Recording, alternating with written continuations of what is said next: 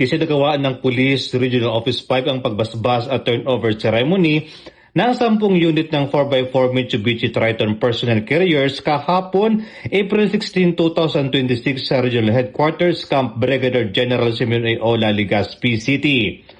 Ang mga sasakyang ito ay pinamahagi sa mga municipal police stations ng Daraga, Santo Domingo, Malilipot at Legazpi City Police Station, pawang nasa ilalim ng Albay PPO, Presentasyon, Sangay, San Jose at Tigaon, pawang nasa ilalim ng Camarines Sur PPO, at Bato at Karamuran, kapwa nasa ilalim ng Catanduanes PPO.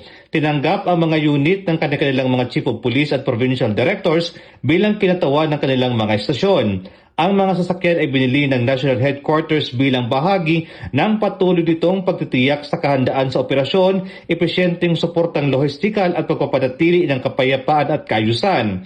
Sa kanyang mensahe, pinaalalahanan ni Police Brigadier General Erosito N. Miranda, Regional Director ng Pro 5, ang lahat na pangalagaan ng maayos ang mga unit na ito at binigyang diin na ang mga ito ay mula sa pondo ng bayan na ginawang kasangkapan sa paglilingkod.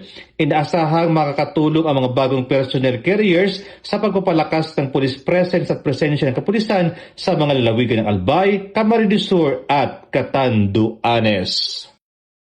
Mula dito sa Camp Brigadier General Simeon A. Ola, Legazpi City, ako po si Police Staff Sergeant Merculito P. Lubindino Jr. Nag-uulat para sa Police News Network, at ito ang bagong PNP para sa bagong Pilipinas, serbisyo mabilis, tapat at nararamdaman.